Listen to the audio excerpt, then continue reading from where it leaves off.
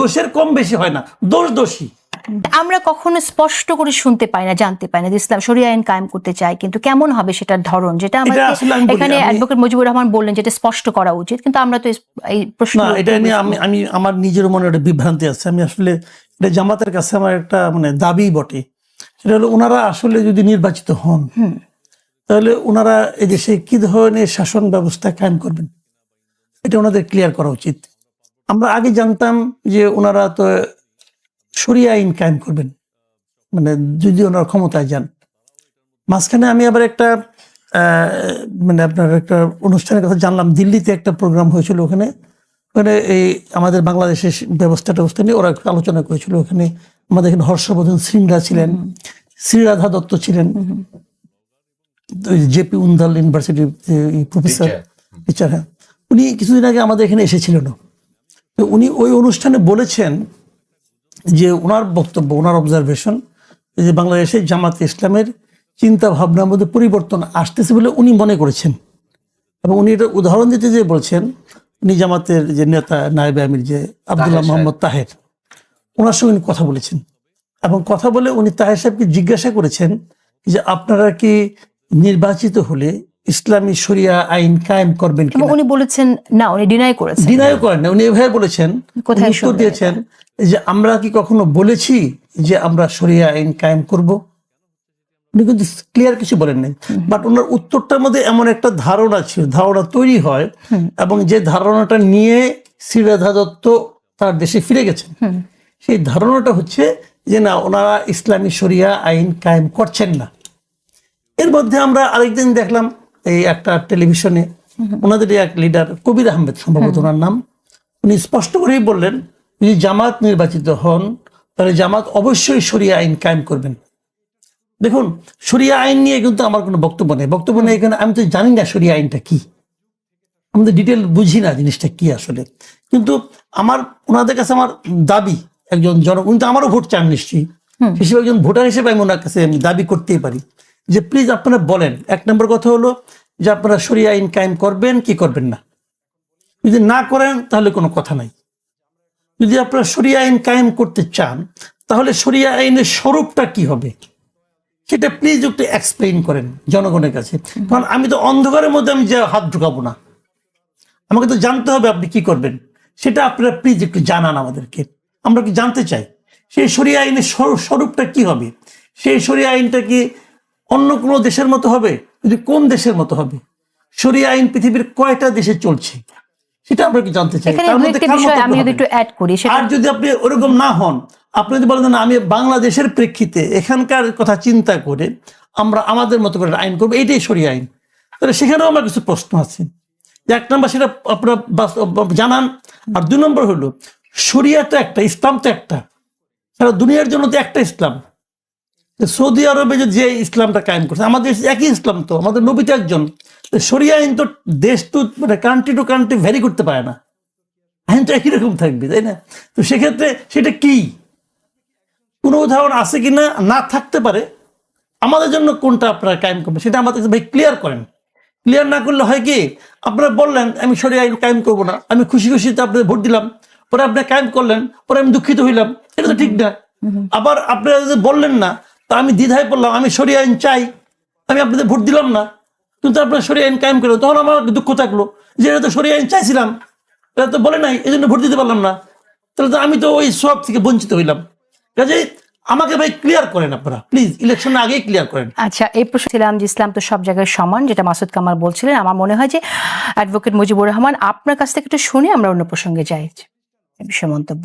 এবং এই প্রসঙ্গটা এসেছে যে জামাত ইসলামী আসলে ইসলামী শরিয়া আইন বলতে কি বোঝাচ্ছে, কি আপনার কাছ থেকে একটু জবাব। এই বিষয়ে অ্যাকচুয়ালি আপনি সম্প্রতি হয়তো খেয়াল করবেন যে জামাতের যে লোগোটা পরিবর্তন হলো, কিছু কিছু চিন্তার ক্ষেত্রে তারা কিন্তু, আমরা রাজনৈতিক দৃষ্টিভঙ্গি দেখি যে সেন্ট্রিস্ট যে পলিটিক্স, জামাতকে বলা হয় তো ফার রাইট একটা দল, সেখান থেকে কিন্তু আস্তে আস্তে তারা সেন্টার রাইটে চলে আসতেছে বলে দেখা যাচ্ছে তাদের মনোগ্রাম থেকে অ্যাপ্রোচে, বক্তব্যে। এটার কারণটা হচ্ছে এই, আপনি শরিয়া আইনকে রিলেটেড করে আমি কথা বলছি, যদি পলিসি লেভেলে আমি জড়িত নই, এটা তারা বলতে পারবে কিভাবে পলিসিগুলো তারা করছে। আপনি কি নিশ্চিত যে লোগোটা পরিবর্তন হয়েছে? কারণ কদিন আগে আমাদের এখানে একজন জামাতের নেতা এসেছিলেন, তিনি বলেছেন লোগো পরিবর্তন হয়নি। না হয় না, কিন্তু এটা নিয়ে তারা একটা প্রপোজাল দিয়েছেন, আবার তাদের পার্টির সেক্রেটারি জেনারেল বলেছেন যে এটা চিন্তা চলছে, তারা খুব শিগগিরই এটা আনবেন। এই বিষয়গুলোর মধ্যে দিয়ে চিন্তার যে পরিবর্তন হচ্ছে এটা বোঝা যায়। এবং আমি জায়গায় আপনাকে বোঝার জন্য, সহজ করার জন্য বলবো যে মাসুদ কামাল জানতে চেয়েছেন, পলিসি লেভেলে যারা জামাতের আছে তাদের তো নির্বাহী পরিষদ আছে, একের পরে সিদ্ধান্তগুলো নিচ্ছেন। তো ওনাদের মূল কথা ছিল যে আল্লাহর আইন চাই, সৎ লোকের শাসন চাই। এটা অনেকটা জনপ্রিয় একটা স্লোগান যে সৎ লোকের শাসনের সাথে সাথে আইনও পরিবর্তন দরকার, এবং সেটা হবে কোরআন সুন্নাহর ভিত্তিতে, এই কথাটা বলেছেন। এবং যেটাকে পরবর্তীতে শরিয়া আইনের কথা ন্যারেটিভগুলো এবং এস্টাবলিশ হয়ে আছে। কিন্তু দেখবেন শরিয়া আইনে বাস্তবায়নের ক্ষেত্রে রাসূল সাল্লাল্লাহু আলাইহি ওয়াসাল্লামের পদ্ধতিটা কি, যেমন মক্কায় সকলেই, একটা এক্সাম্পল, শুধু একটি ঘটনা, মদ পান করা সেখানে স্বাভাবিক ছিল এবং সকলেই এটা করতেন, কিন্তু এটাকে ইসলামে নিষেধ করা হয়েছে। কিভাবে নিষেধ করা হলো? হঠাৎ করে হয় নাই, কোরআন এটাকে আস্তে আস্তে আস্তে আস্তে 4 বারে করা হয়েছে। কেন? সহনীয় পর্যায়ে, যদি মানুষ সেটা না মানতে পারে, মানতে অবজানো, চুরি করলে হাত কেটে দাও, এই কথা। এখন তো বাংলাদেশে দেখি যে চোরের রাজ্যে এখন ভরপুর, এই দেশে তো দেশ চালানো যাবে না, আগে জনকে তৈরি করতে হয়, তারপরে আইন সেটাকে এস্টাবলিশ করতে। এটা সাইন্টিফিক পদ্ধতি। প্যানেল কোডের পরিবর্তন আনবেন, ফৌজদারি আইনের পরিবর্তন আনবেন, সিভিল কোডের পরিবর্তন আনবেন, যে আইনগুলো এখন আছে ব্রিটিশ লতে আমরা চালাই, এগুলো তো হঠাৎ করে ইমপ্লিমেন্ট করা যাবে না। শরিয়া আইনের কথা যেটা বলা হচ্ছে, জামাতের চাইলে এইবার ক্ষমতা গেলে তো জামাতের করতে পারবে না, কেননা মানুষ তো রেডি নাই। আমাদের এখানে বোঝাবেন এটা আইনের ক্ষেত্রে, আইন তখনই এটা প্রয়োগ করা সহজ যখন মানুষ এটা স্বেচ্ছায় মানবে, আনুগত্য করবে। যদি সে আইন ভঙ্গ করে, তার আইন অনুযায়ী তার সাজা হবে। তা আপনি যদি সাজাই দেন, তাহলে তো আপনি দেশ চালাতে পারবেন না। না, দেশের সুশাসন প্রতিষ্ঠার জন্য সৎ লোকের শাসন প্রয়োজন, কিন্তু সৎ লোকের শাসনের জন্য ইসলামী শরিয়া আইন কায়েম কেন প্রয়োজন? আইনের ক্ষেত্রে সংশোধন এই জন্য করতে হবে যে আইনের মাধ্যমে আমরা দেখছি যে করাপশন দূর হচ্ছে না, দুর্নীতি দূর হচ্ছে না, সে জায়গায় আমরা আইনের কিন্তু পরিবর্তন করছে। এই যে অধ্যাদেশ বলি, বিভিন্ন সময় কিন্তু প্যানেল কোড চেঞ্জ হচ্ছে।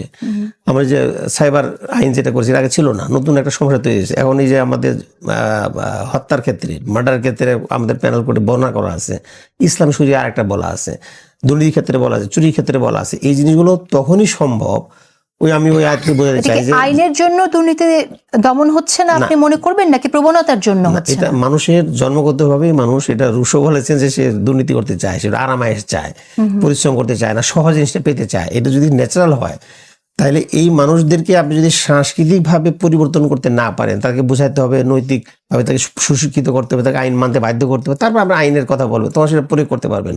আপনি জোর করে চাপাই দিতে চান, তাহলে তো দেশ চালাতে পারবেন না। এবং এটা বিভিন্ন জায়গায় পৃথিবীতে এক্সপেরিমেন্ট হয়েছে। এখানে সাংস্কৃতিক ভাবে পরিবর্তন করতে হবে এটা বলছেন। আমাদের এখানে মেজরিটি মানুষ মুসলমান হওয়া সত্ত্বেও, মুসলিম হওয়া সত্ত্বেও, 5 ওয়াক্তে নামাজ পড়ে, এরকম মানুষ হওয়া সত্ত্বেও এবং সচ্ছল থাকা সত্ত্বেও সেই মানুষ কিন্তু একজন স্ত্রী নিয়ে সংসার করেন। সে 4 বিয়ের যে সুবিধা ইসলাম তাকে দিয়েছে, সে কিন্তু সেই জায়গায় যায় না। আপনি যখন এই সংস্কৃতিটা পরিবর্তন করবেন, আপনি কি নিশ্চিত, বা আপনারা কি নিশ্চিত যে বাংলাদেশের নারীরা এই সংস্কৃতি পরিবর্তন বাংলাদেশে আনতে রাজি কিনা বা রেডি কিনা, নাকি আপনারা তাদেরকে?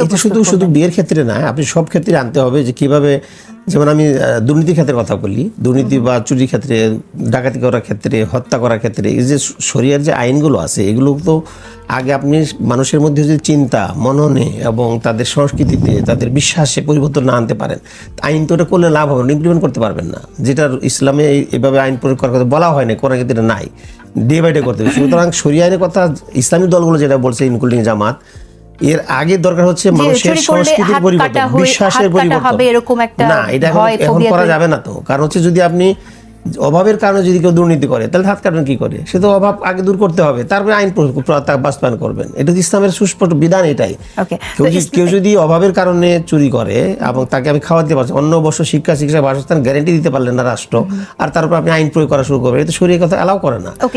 এই শরিয়া বাস্তবায়নের ক্ষেত্রে একটু কথা বলে নিই। শরিয়া বাস্তবায়ন করার ক্ষেত্রে এই জন্য আগে আপনার সুশিক্ষিত করতে হবে, ওইভাবে সৎ নেতৃত্ব আনতে হবে, মানুষকে মানার জন্য উপযোগী করে গড়ে তুলে, তারপরে আইন প্রয়োগ করবেন। এখন যে কথাগুলো বলছে বলেই কিন্তু জামাত এখন দেখবেন একটা স্লোগান উঠেছে, কল্যাণধর্মী রাষ্ট্র। কল্যাণধর্মী মানে হচ্ছে মানুষের যত কল্যাণ এগুলো আসতে আনবেন। এবং শরিয়া আইনের ক্ষেত্রে এটা এই মুহূর্তে তো আমার দেশের জনগণ উপযোগী নয়। এবং আরেকটা জিনিস দেখবেন, নামাজ পড়ে আবার ঘুষ খাচ্ছে। কিন্তু এখনো স্পষ্ট হলাম না, নামাজ পড়ে ঘুষ খায়। আপনি বাংলাদেশের নামাজীদের সংখ্যা কিরকম? আপনি দেখবেন তাবলীগের যে ইজতেমা হয়, হাজার হাজার লক্ষ লক্ষ লোক আসছে, মসজিদে খুতবার কত লোক আসছে, কিন্তু এই লোকগুলোতে আবার যখন অফিসে বসে তখন তারা ঘুষ নিচ্ছে। কেন নিচ্ছে? তাহলে নামাজের ইফেক্টটা কি? অথচ কোরআনে বলা আছে, ইন্না সালাতা তানহা আনিল ফাহশাই ওয়াল মুনকার, নামাজিকে খারাপ অশ্লীল বিরত রাখবে। ও নামাজও পড়ছে আবার ঘুষও খাচ্ছে, এটা কেন আপনি হচ্ছে? আচ্ছা তাহলে এই একটা উদাহরণ আপনি যেটা বললেন যে একজন ব্যক্তি সে নামাজি লোক কিন্তু নামাজি ব্যক্তি হওয়া সত্ত্বেও সে ঘুষ নিচ্ছে, আপনি ইসলামের শরিয়া আইন কায়েম করে তাকে কিভাবে এই ঘুষ থেকে নিবৃত্ত করবেন বা কেন তাকে ঘুষ থেকে নিবৃত্ত করার জন্য ইসলামের শরিয়া আইন কায়েম করা প্রয়োজন? এই জায়গা দিয়ে রাষ্ট্রের মৌলিক কাজ হচ্ছে তার সিকিউরিটি দিতে হবে, নিরাপত্তা দিতে হবে, বাকস্বাধীনতা দিতে হবে, তার মানবাধিকার নিশ্চিত করতে হবে, তার অন্ন বস্ত্র শিক্ষা চিকিৎসা বাসস্থানের গ্যারান্টি দেওয়ার পরে যদি সে চুরি করে তখন সেটা আইনটা সেখানে প্রয়োগ হবে। সেই জন্য তো আইন অলরেডি আছে না? না, এই যে এখন যে প্যানেল করে আমাদের যে দেশে চালু আছে সেখানে তো চুরির শাস্তি জেল, আর যে অর্থনৈতিক কারণ আছে জরিমানা আছে, এই আইন এইটি আছে, এর বাইরে কিছু নাই। এই জন্য আইন সংশোধন করার আগে মানুষকে তো আগে এটাকে বিশ্বাসে আনতে হবে। সে নামাজ পড়ছে আবার ঘুষ নিচ্ছে, এই জায়গায় পরিবর্তন না করলে আমি শরিয়া আইন প্রয়োগ করবেন কিভাবে? মানুষকে আগে পরিবর্তন করতে হবে, তারপর আইন প্রয়োগ করতে হবে। ঠিক আছে ধর্মাল, আমি আপনি বুঝতে কতটুকু ক্লিয়ার হয়েছেন একটু মন্তব্য শুনতে চাই। আমরা যে বিষয়ে কথা বললাম এখানে একটু উল্লেখ করতে চাই আমি যে আমরা আসলে অনেকের ওয়াজ শুনি, তো এর মাঝে ইসলামী বক্তা আমির হামজার একটি কথা শুনলাম, জামাতে একটি ভোট দিলে 18 কোটি মানুষের নামাজের সওয়াব পাবেন বলে তিনি বলছেন আর কি। তো আপনি এই কথাটার সাথে কিন্তু আমি যখন অ্যাডভোকেট ওই তো জামাতে ভোট দেওয়ার কথা উনি বলেছেন, অ্যাডভোকেট মুজিবুর রহমান যে কথাটা বললেন তার সাথে আমি 100% কানেক্ট করতে পারিনি, বাট কানেক্টেড, মানে একটু ধোঁয়াশা এখনও রয়ে গেছে। আপনি যদি এখানে কিছু মন্তব্য করতে চান করবেন, কিন্তু আমি একটু অন্য প্রসঙ্গে যেতে চাই। সেটা হচ্ছে যে আমরা চাঁদপুরে একটি ঘটনা ঘটতে দেখলাম, বিএনপি এবং জামাতের মধ্যে সংঘর্ষ হয়েছে এবং সেই সংঘর্ষে প্রায় 25 জন আহত হয়েছে এবং ঘটনাটি ঘটেছে ফেসবুকে একটি বিকৃত ছবি পোস্ট করাকে কেন্দ্র করে। আপনি কিভাবে দেখছেন? আপনার মানে এই যে বিকৃত ছবি পোস্ট করার যে টেন্ডেন্সি, এটা আসলে আপনি কিভাবে দেখছেন? কোথা থেকে আসলো? এবং এই সংঘর্ষ তো আসলেই ভীষণভাবে অনাকাঙ্ক্ষিত। দেখেন, একটা জিনিস হলো, আমি প্রথম মুজিবুর রহমান ভাই সম্বন্ধে বলি। উনি যে ব্যাখ্যাটা দিয়েছেন, এই ব্যাখ্যাটা গ্রহণযোগ্য কি গ্রহণযোগ্য না এটা কিন্তু লং রানে বোঝা যাবে এবং অনেকে আলোচনা করবেন। আমি তো একা না, আরও অনেকে শুনছেন, এটা তো লাইভ টিভিতে উনি বললেন, মানুষ শুনবেন। এবং উনি খুবই বুদ্ধিমত্তার সঙ্গে উনি একটা জবাব দিয়েছেন যে আসলে মানুষের যে মৌলিক যে প্রয়োজনগুলো সেগুলো পূরণ করার আগে তো এগুলি করা যাবে না। যেমন হাত কেটে দেওয়াটা, লোকটাও যদি চুরি করার প্রয়োজন না থাকে তারপরে যদি সে চুরি করে তখন ওনার একটা, তো এটা আমার কাছে মনে হয়েছে খুবই একটা মানে আপনার মানে টেকনিক্যাল একটা জবাব। এই জবাবটা কে নেবেন এবং উনি কিভাবে মৌলিক চাহিদাগুলো প্রয়োজন আছে কিনা সেটা মেজার, উনি কিভাবে মৌলিক চাহিদাগুলো আমাদের মধ্যে এসে পূরণ করবেন আগে, এটা করতে 100 বছর লাগতে পারে। কিন্তু মানে একটা মানুষের অভাব থাকবে না, তাই না? সে অবস্থায় সে চুরি করবে, তো অভাব থাকবে না এটা উনি কিভাবে মানে ম্যানেজ করবেন এই রাষ্ট্রে আমাদের এই অর্থনৈতিক অবস্থা? যদি সেটা সম্ভব হয় তাহলে সেখানে হয়তো উনি বলতে পারেন যে অভাব থাকবে না, এই অবস্থা আমরা তৈরি করতে 20 বছর লাগাবো, তারপরে আমরা দেখবো কি করা যায়। তো যাকে নিয়ে তারপরে ওটা নিশ্চয়ই ওনাদের কোনো পরিকল্পনা আছে, ওটা নিয়ে আমার কোনো বক্তব্য নাই। আমার বক্তব্য হলো উনি তবুতে একটা কিছু বললেন, এটা যেন ওনার পার্টি যেন বলে এই কথাটা সবাইকে। উনি তো পার্টির স্পোক্স পারসন না, তো ওনার এই কথাটা নিশ্চয়ই উনি একা একা বলেন নাই, পার্টি থেকে উনি ওইভাবে উনি জেনেছেন। তো আমি পার্টির কাছ থেকে ব্যাপারে স্পষ্ট একটা বক্তব্য জানতে চাই সবার জন্য। এগুলো একটা বিষয়। চাঁদপুরের ঘটনা আমি খুব সিরিয়াসলি বলি আপনাকে। দেখেন, আমরা মাঝে মাঝে বলি যে সোশ্যাল মিডিয়ার কোনো নিয়ন্ত্রণ নাই, যার যা ইচ্ছা হচ্ছে বলছে, এবং এক পর্যায়ে যে সোশ্যাল মিডিয়াকে কেন্দ্র করে মারামারি হচ্ছে, দাঙ্গা পর্যন্ত হচ্ছে। এখন এই সোশ্যাল মিডিয়ার উপর সরকারের কি কোনো নিয়ন্ত্রণ থাকা উচিত না? এখন এই নিয়ন্ত্রণের কথা বললে কিন্তু আমি ভয় পাই কিন্তু ধরো একটা আইন করবে, আইন করে সব কিছুকে তারা গলা টিপে ধরবে, ওইটা আমি বলছি না। যে সোশ্যাল মিডিয়াগুলো জানা যায়, বোঝা যায় যে এটা করছে, আমরা তো বুঝলাম যে আপনি যদি একজন লোকের ছবি বিকৃত করেন, যে করেছেন উনি তো অজ্ঞাত কেউ না, আপনি ওনাকে জবাব দিয়ে তেমন জানেন, এবং উনি যদি পাওয়ারফুল কেউ হয়ে থাকে তাহলে ওরা বেশি করে আনেন, তাহলে হয় কি ওইটা একটা এক্সাম্পল তৈরি হয়, অন্যদের জন্য। কিন্তু আমাদের এখানে যেটা হয় যে মানে এমন কাজের জন্য তাকে জবাব দিতে আওতা আনা হয়, জেলে ঢুকানো হয়, যেটা নাকি মনে করেন অন্য সবাইকে আরো নিরুৎসাহিত করে, তখন মানুষ ছদ্মনামে করে।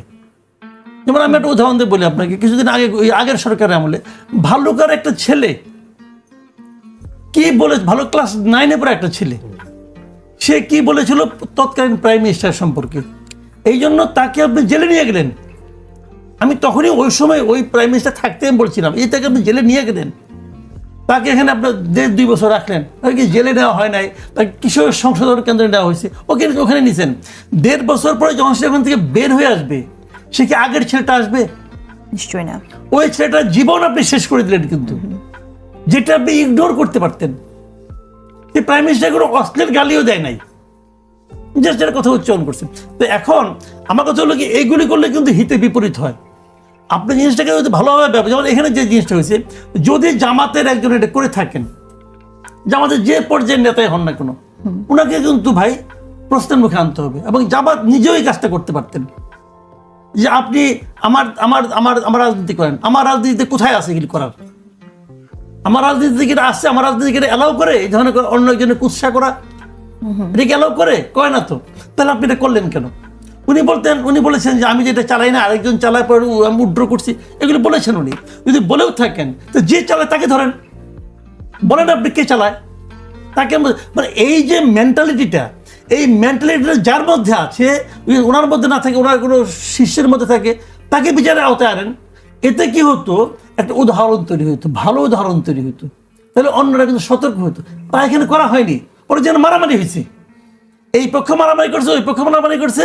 এখন কার দোষ কম, কার দোষ বেশি, এটা নিয়ে আলোচনা হচ্ছে। ভাই দোষের কম বেশি হয় না, দোষী। আপনি করলেন কেন? আপনাকে সেন্সিটিভ, আপনি তো একটা মানে সিরিয়াস টাইপের লোক, আপনি তো গুরুত্বপূর্ণ একজন লোক। তো আমি মনে করি এগুলি কিন্তু এভাবেই নিয়ন্ত্রণ করতে হবে, নাহলে কিন্তু এক সময় এই ইলেকশনের সময় কিন্তু ভয়ঙ্কর। আমি এই প্রশ্নটা